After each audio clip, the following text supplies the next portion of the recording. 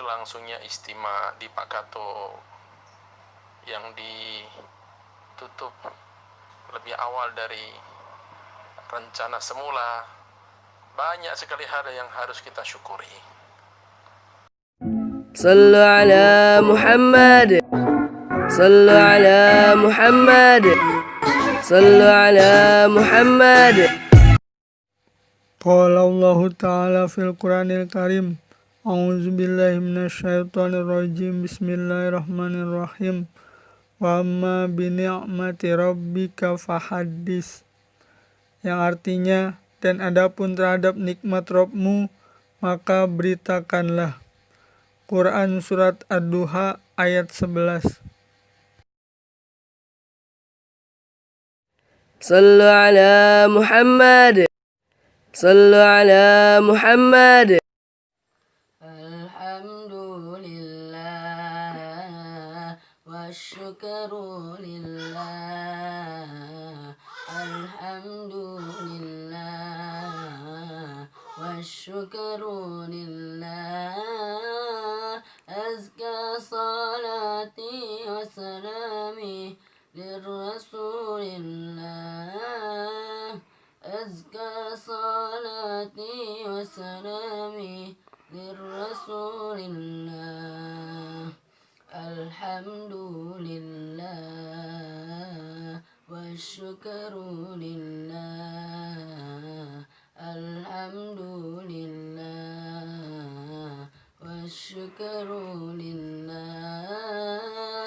Azka salati wa salami lirrasulillah. Sallu ala Muhammad. Assalamualaikum warahmatullahi wabarakatuh. Ya, Roni dan kawan-kawan juga, alhamdulillah, dengan berlangsungnya istimewa di Pakato yang ditutup lebih awal dari rencana semula, banyak sekali hal yang harus kita syukuri.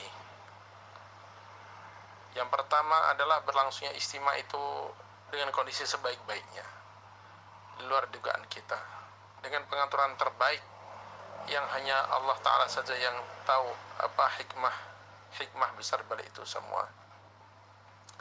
Yang nikmat kedua kita syukuri adalah kita dipilih untuk hadir dalam istimewa tersebut.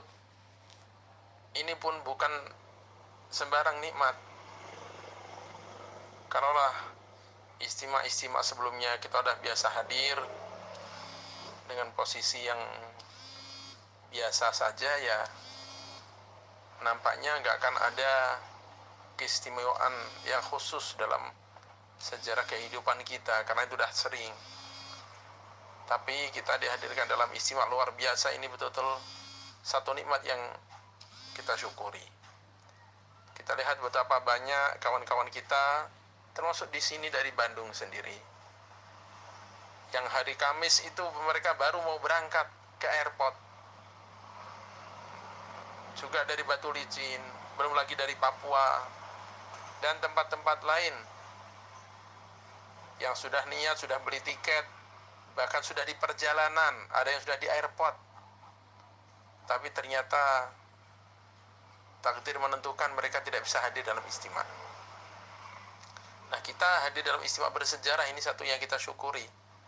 Sebab dulu para sahabat radhiyallahu ajma'in, mereka seringkali dipanggil atau dikelompokkan dengan nisbat perjuangan.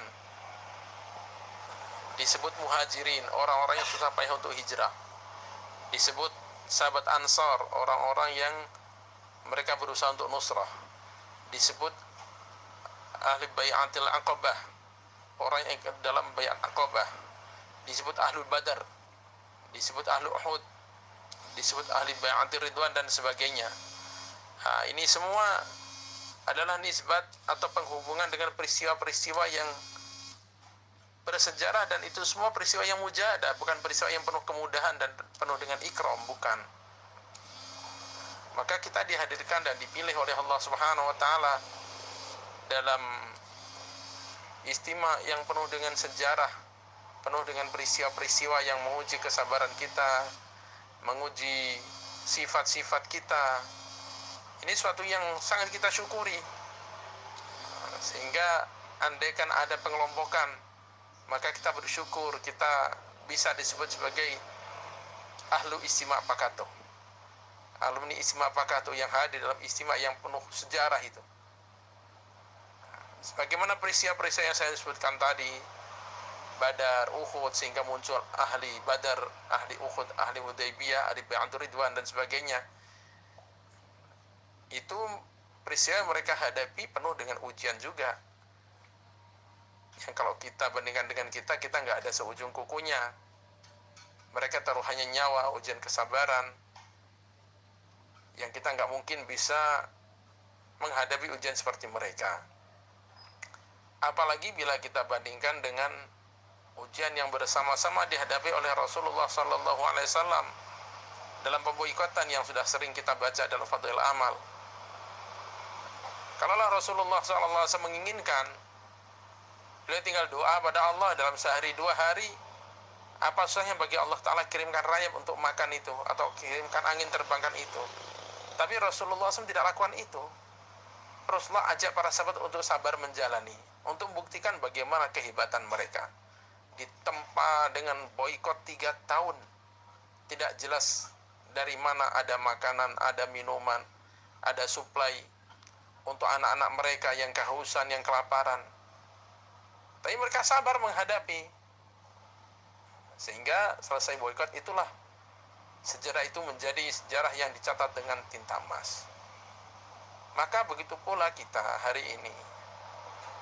Kalau Allah Ta'ala mau, bisa saja Allah Ta'ala halangi atau tidak gerakkan orang-orang untuk menginterogasi kita, untuk mengarahkan kita sedikit susah payah dalam karantina dan sebagainya. Bisa saja, tapi hati dalam genggaman Allah Ta'ala, yang itu terserah Allah Ta'ala bagaimana mengatur jalannya dunia ini. Maka semuanya adalah ujian bagaimana kita menghadapinya. Yang tadi andaikan kita bandingkan dengan ujian-ujian yang menimpa Rasulullah SAW dan para sahabat, kita betul-betul tidak ada apa-apanya. Kalau kita di karantina,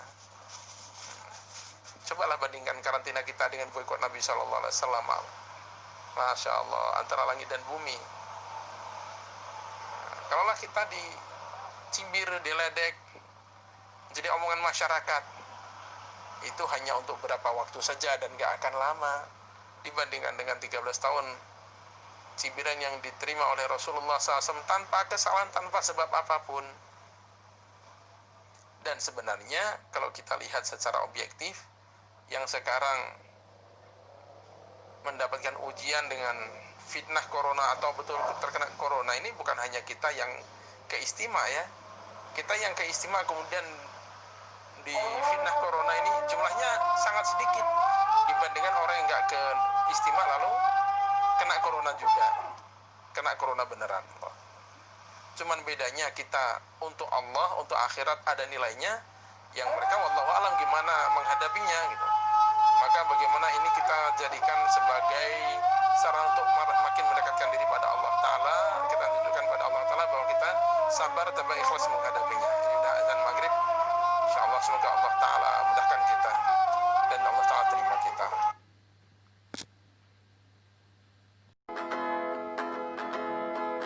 Seberapapun kini yang telah kau miliki, syukurilah. Bila yang kau harapkan belum juga kunjung datang, bersabarlah. Setiap ada kesulitan, kemudahan kan datang.